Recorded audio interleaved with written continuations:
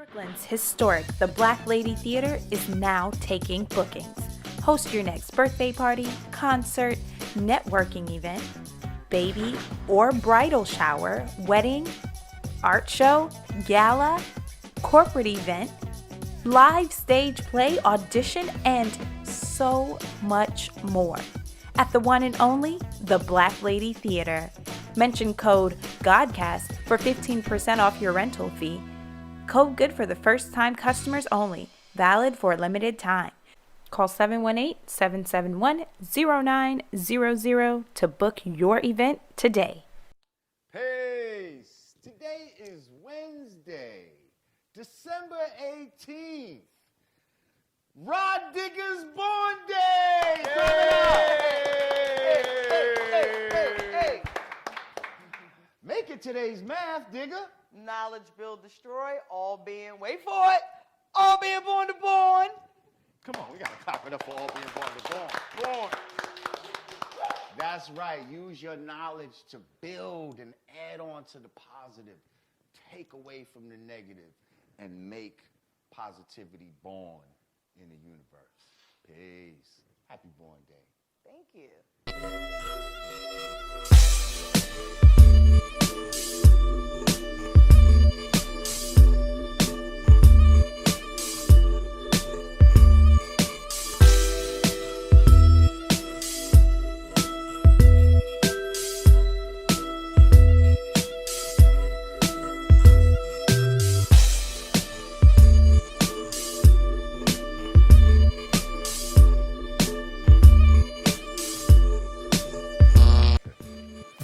The food police over here. That's right. Clap it up for the food police. I'm gonna keep you safe out here. I'm gonna keep you safe. Welcome back to Yanadameen Godcast. I'm Lord Jamar. I'm Digga. We got fact checker Rage in the back. Present. And right about this time, we got special guests in the house. Okay, we into cross promoting channels and things of that nature. So we got a brother that I love his channel. I love what he do. And so everybody, welcome to the Yanadameen Godcast, Jamil of Gully TV, y'all. Yeah. My brother. Peace. How y'all doing? You might be the first one to get up like that and give her an initial, like, For real, this is hug. ridiculous. Yeah, and This kiss is like this is that. big business. Yeah. This is big business. Well, that's I what's just up. told her Rage like I that. was just flattered. I'm flattered that she even know me, for real. Let's not get gully in here. Listen, a lot of people know about Gully TV. You've been doing. How long have you been doing Gully TV? I started out as a DVD when When DVDs were was popping. a thing, right? And So we were as saying in the 2004, Okay. something like that. As everybody started to progress into other realms of the business, French Montana was Cocaine City. He became a rapper. Arliss Michaels was Real Talk. He became the professional chiller. Everybody started to escalate. So then came YouTube. Here I am. I just never stopped doing media, for real. I think generally the fact that I enjoy what I'm doing is what kept me, because I never really earned money from it until recently, but yeah. I think that's a key to a lot of shit, man. You gotta just really Discipline, have a passion and commitment. love what you do. Like, you know what I mean? Like, you gotta enjoy what you're doing. Like, because a lot of times it's not all about money. Money will be a residual, like a byproduct Right. of some shit that you love. You know That's what I what it's mean? been. But a lot of times when you do it for money, it's not. Right. Don't come. Yeah. So let me ask you, what made you name it Gully TV? I had an epiphany when I was in the prison system. I really seen it on the wall. I was sitting on my bunk. This is around the time that the Lakers and the Sacramento Kings Now, was where are you locked up at? Pennsylvania. I was in Albion State Penitentiary. This is during the time when the Sacramento Kings and the Lakers were going to war in the playoffs, and I think it was during a halftime show. I seen it on the wall. I swore I seen it. And I hopped down with a tablet that I had on my desk, and I wrote it down. And over a course of the next few days... You seen what on the wall? The word? Gully TV. Gully TV. I swear I seen it. Yeah, I had to seen it. I'm still here. Okay. So you just saw it on the wall. I saw the word, and over the next couple of days, I started to get... Had you ever heard the slang gully before that? From being... Because I have a gully story that I'll share. I know that the word is rooted in the Rastafarian culture. I would hear people like Dredd say it on the tier when we was in the penitentiary, and of course rappers, but I didn't have any in-depth history on the word at the time. Okay. I'd love to hear your story. Okay, so real quick, my gully story, right? The first time I ever heard the word gully and niggas using that, can we please with this phone shit that I'm hearing? Bleep, bleep, bleep, bleep, bleep. Come on, motherfuckers, you're doing a show. And Jay, watch your chains, please. Your chains are clanging, please. Okay, all right, my bad. So the first people that I ever heard say the word gully was niggas from Yonkers. Okay. And I'm talking, this is like 96, 97. Like, niggas in Yonkers, like, Yonkers is super hood. Like, I don't know if people, I mean, I know you don't know about the locks and DMX. How about saying the locks have are y'all the reflection? been to Yonkers? Like, you know what I mean? Like, Yonkers is super hood, and these motherfuckers, like I was saying earlier, back in the 90s and the 80s, motherfuckers used to always come up with a slang like every other week and a dance. Yeah. You know what I mean? It was always a dance and a new slang. But these niggas in Yonkers used to have their own little slang, and they used to always be coming up with some shit. And I swear, I feel like Yonkers niggas made up the word gully. I'm telling you, because I used to be everywhere in New York, but they was the first ones I heard say gully, and then later I heard people saying gully. Right. You know what I mean? So I was just wondering if you might have been privy to any kind of Yonkers connection or where you first heard the word. The Dreads, they claim that word. Okay. I don't know that from the Dreads saying that. I just know it from Yonkers. Yo, that shit's gully. That shit gully, son. So it seemed like, you know, I've seen quite a few times on your channel where some people don't like some shit that you said, or you get into a little beef and with a rapper who feels a certain way. Welcome to our world. But see, Gully be like, I don't give a fuck, motherfucker. Like, your attitude kind of be like, sometimes, what, nigga, like I'll knock you out type of shit. Sometimes, if I'm standing on a point that I'm trying to make, like a lot of times, I get in a lot of shit about you. In regards to your views that I agree with about Eminem, and you know what that's like.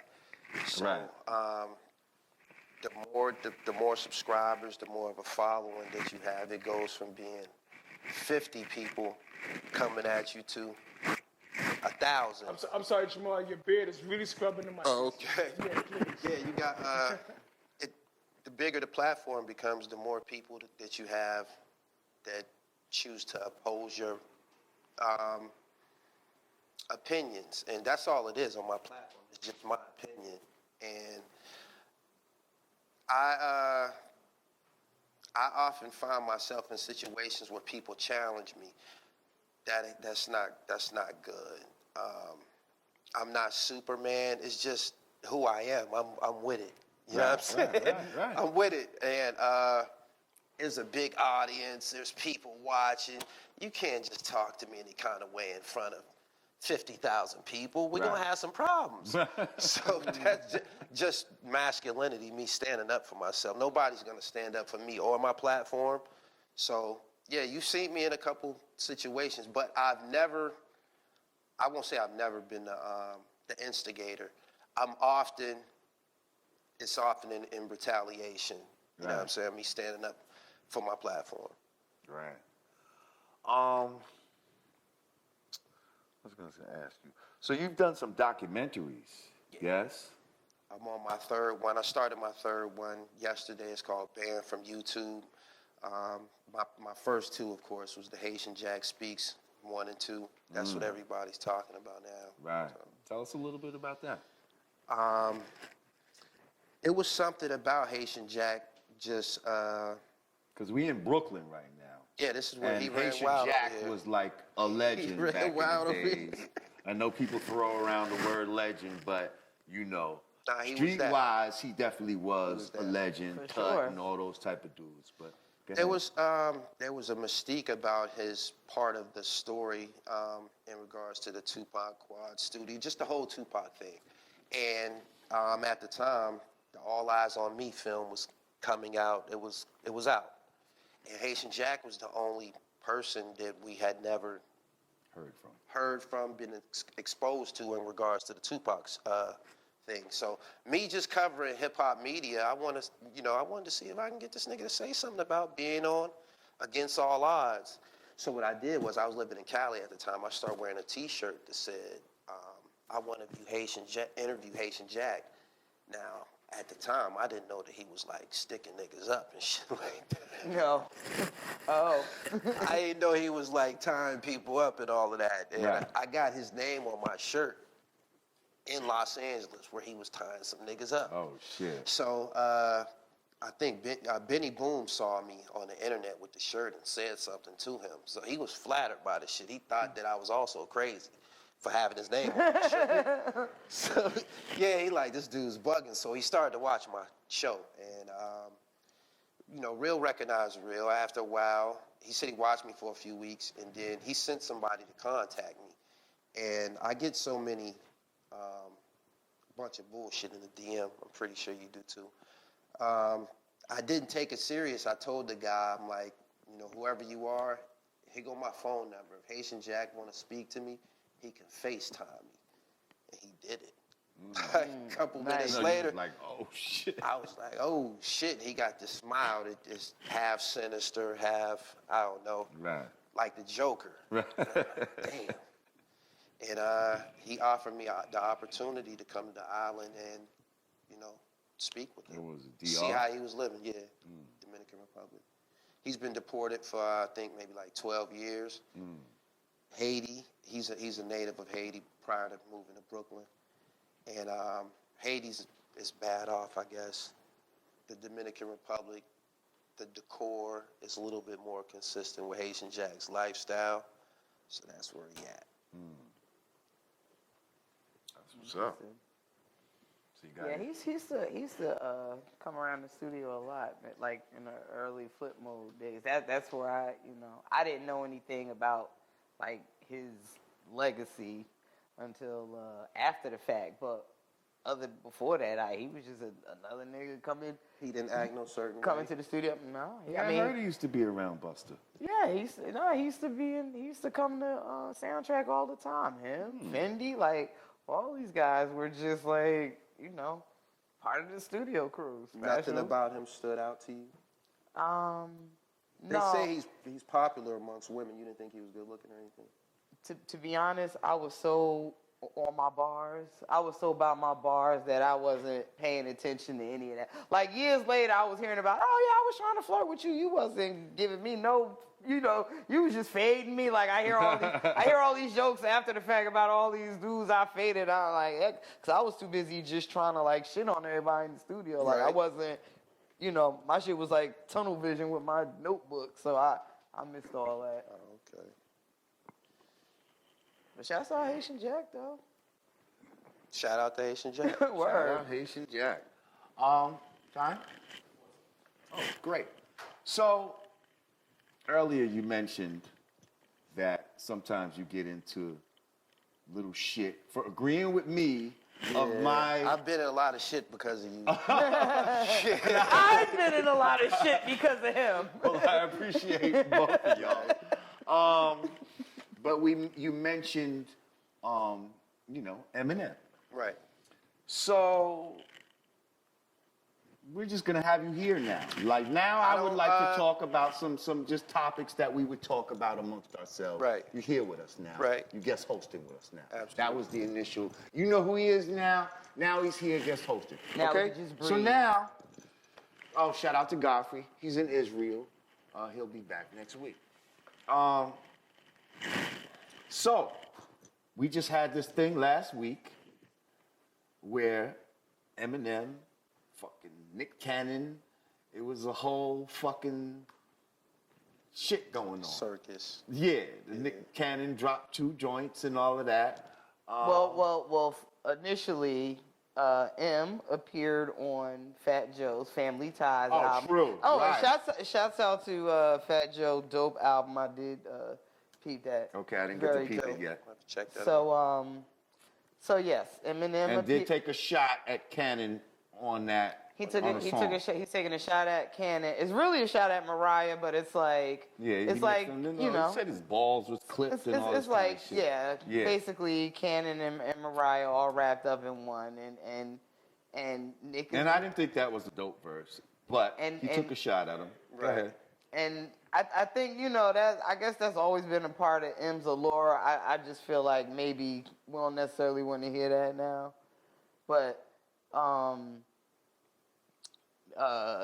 Nick is responding, and he's responding with his team. He's got Charlie Clips involved. He's got Hitman Holla involved, and Prince Jeezy. yeah, some See, basically his wild now. I love the spirit MCs. of the fact that they're going after him or whatever. Like people are starting to see that he's not this. Not even going after, just sacred, responding. Yeah, just but they're seeing responding. that he's not this sacred cow that can't be touched. Like, Right. fuck this dude. Like, you know what I mean? Like, in real life, he's just some corny little fucking white boy. But anyway, what do we think of? First of all, what do we think of these responses? Because I'm gonna tell you honestly, the first one, yeah. Suge Knight.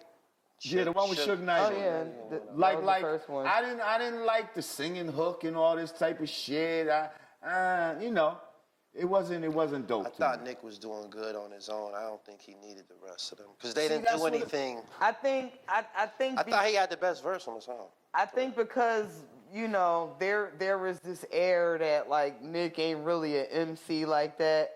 Like I feel like people would have appreciated Nick just for responding. I feel like the fact that he's getting these other bona fide battle rappers on there, like now your level of expectation is becoming something else.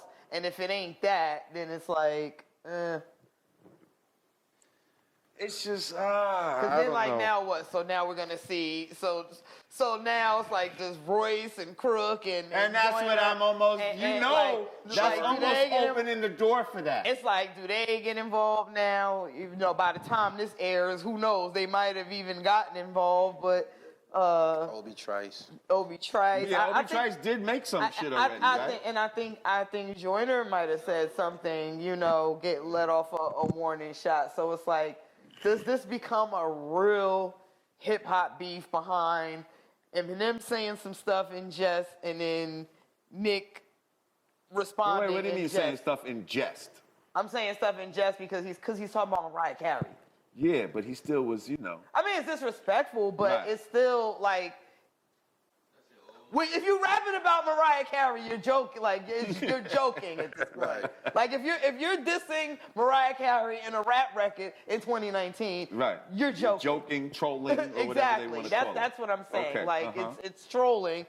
Nick responding is trolling.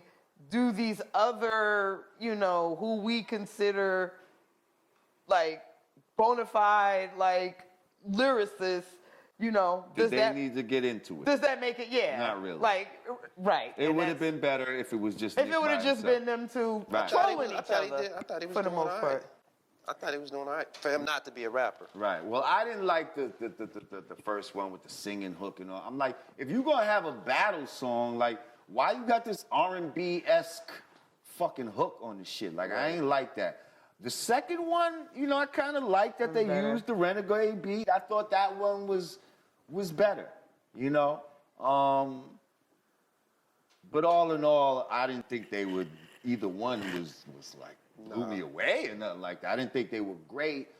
I just, Like I'm just sitting back eating the popcorn. Nick Cannon playing with the Wildin' Out audience. Like Battles. Huh? He got the bottles like dude. Yeah. Come out and play. And it's just like, I'm just looking at, I'm like, well, at least these motherfucking stands ain't gonna be in my fucking inbox today. Like, I know they're gonna be in somebody, they're gonna be fucking concentrating he was on trending for somebody like else. 3 days in a row. R.I.P. Right, Nick but Cannon. that's all the stands. Like, that's the same shit. The last time or whatever I said some shit about this nigga, they all, oh, he's about to fucking body you and do shit.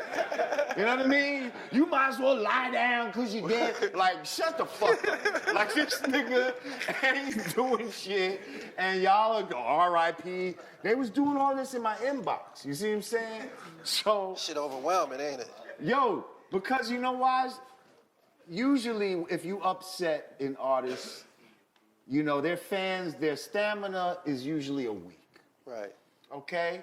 This last time, I'm gonna say their stamina, the Eminem fans, weren't a good 2.5, almost 3 weeks.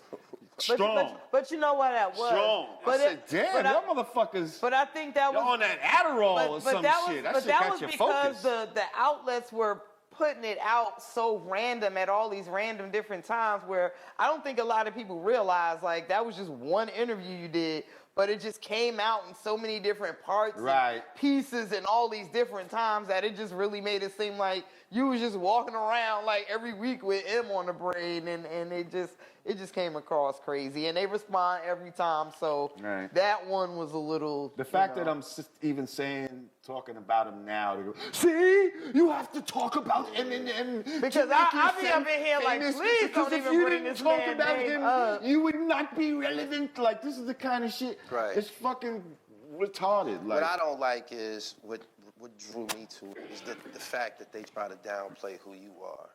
Right. I listen to them albums. I listen to them CDs. I still own the Foundation CD. Right. I can't just sit there and just watch that. Right. And so did he, though. You see what I'm saying? Yeah, he listened to that like, shit he too. listened to that shit too. That nigga sat there and said, Lord Jamar will live long, just like everybody else.